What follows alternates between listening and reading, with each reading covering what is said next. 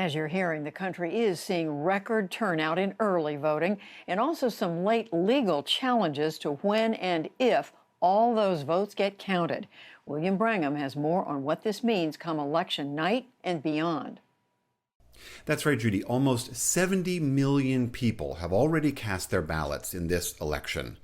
This massive turnout includes a combination of mail-in ballots and people going to vote in person.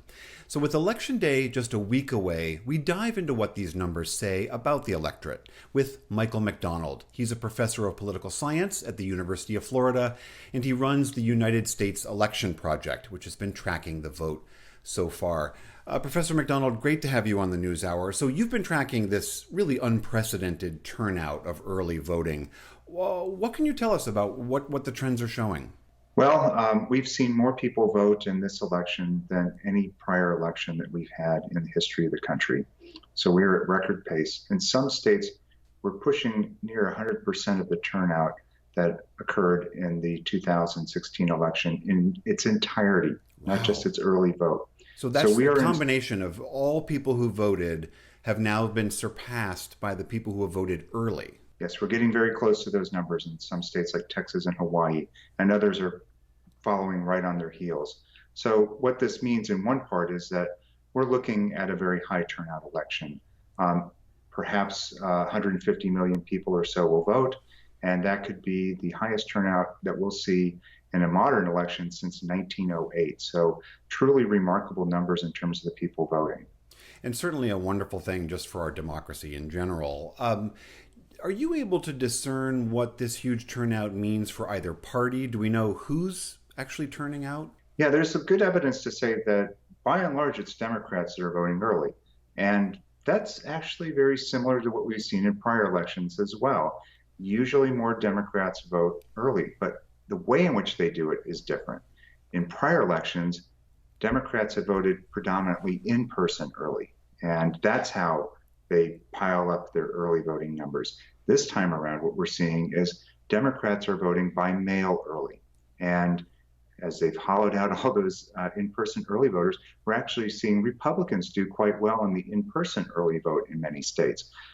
But overall, the electorate is still very heavily Democratic in the early vote. And that's what we've seen in prior elections as well. Election day tends to be very Republican. So you have to wait for the whole election to get through.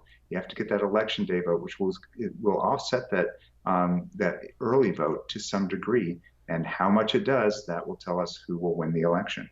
And do those Democratic-leaning early voters also, are they using voting by mail as well? We've certainly seen a lot of controversy around voting by mail. The president has been baselessly saying that it's riddled with fraud. Is it largely Democrats using that technology this time around? Yes, absolutely. Usually it's Republicans who vote by mail in most states. Now, I'm not talking about the all-mail ballot states because obviously every voter gets a mail ballot in those states. But what I'm talking about are states where there's multiple methods of voting. And where you do have that, you do see Republicans tend to use mail ballots more frequently than Democrats. But this election, it's all topsy-turvy. We're seeing Democrats vote by mail instead of voting in person, and we're seeing Republicans voting in person instead of voting by mail. We had over 80 million mail ballot requests that were going to be honored by election officials.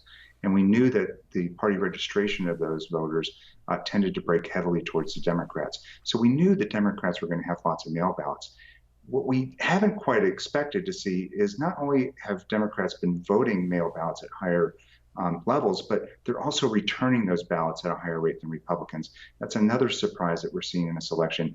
Usually it's Republicans who are returning those mail ballots at a higher rate than Democrats. Now, I can't really tell everything that's going on here, but it could be very well that some Republicans have gotten cold feet, and even though they requested a mail ballot, they're planning to vote in person, maybe in person early or in person on Election Day. On this question of counting those mail-in ballots, we've seen the Supreme Court come down with two rulings with regards to Pennsylvania and Wisconsin about when late arriving mail-in ballots can be counted.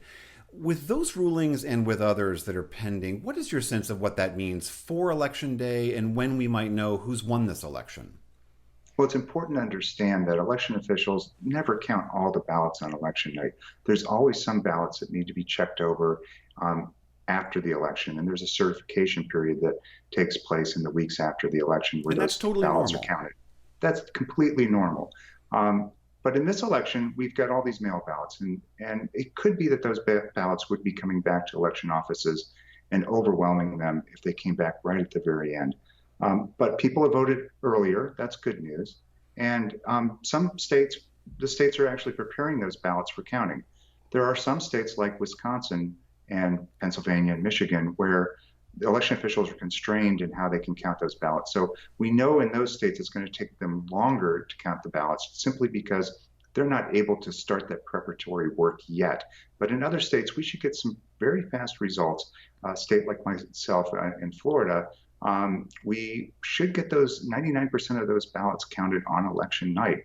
And we should have a good idea who won Florida. But in some other states, it may take a little bit more while for the election officials to count all the ballots. And I obviously then sort of recalibrates all of our expectations about when we know final results. Professor Michael McDonald of the University of Florida, thank you so much for being here. Good to be with you.